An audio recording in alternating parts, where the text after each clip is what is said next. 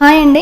ఇంట్లో ఏమీ కూరగాయలు లేనప్పుడు 4, 5 టమాటాలతోటి చిక్కటి గ్రేవీ చేసుకుంటే రైస్‌లో కానీ, పులావ్‌లో కానీ, బిర్యానీలో కానీ దేనికైనా బావుంటుంది. ఒక కడాయిలో పిడికెడు పల్లీలు, ఒక టేబుల్ స్పూన్ నువ్వులు, కొద్దిగంత కొబ్బరి, పట్ట, లవంగ, ఇలాచి కొద్దిసేపు వేయించుకున్న తర్వాత కాసేపు చల్లారించుకొని ఇప్పుడు మిక్సీ జార్‌లో వేసుకొని కొద్దిగా వాటర్ పోసి పేస్ట్ లాగా చేసేసి పక్క పెట్టేయండి. అదే కడాయిలో కాస్త ఆయిల్ పోసుకొని తాలింపు గింజలు వేసి పచ్చిమిర్చి, ఆనియన్స్‌ని వేసుకొని కొద్దిగంత కరివేపాకు వేసేసి నూనెలో బాగా మగ్గిన తర్వాత ఇప్పుడు 1 టేబుల్ స్పూన్ అల్లం, 1 టేబుల్ స్పూన్ పసుపు వేసుకొని ఇలా నూనెలో కలుపుకోండి.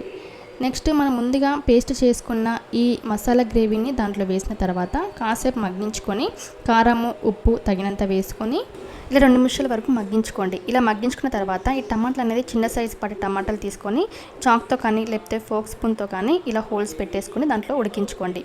ఇలా 2 మినిట్స్ 5 మినిట్స్ వరకు ఉడికించుకొని ఇప్పుడు లాస్ట్ ధనియాల పొడి, కొత్తిమీర వేసేసుకోండి. అంతే అండి, చాలా ఈజీగా సింపుల్గా చేసుకున్నాం కదా. మరి మీరు కూడా ఖచ్చితంగా ఇదే ప్రాసెస్లో చేయండి. So please subscribe.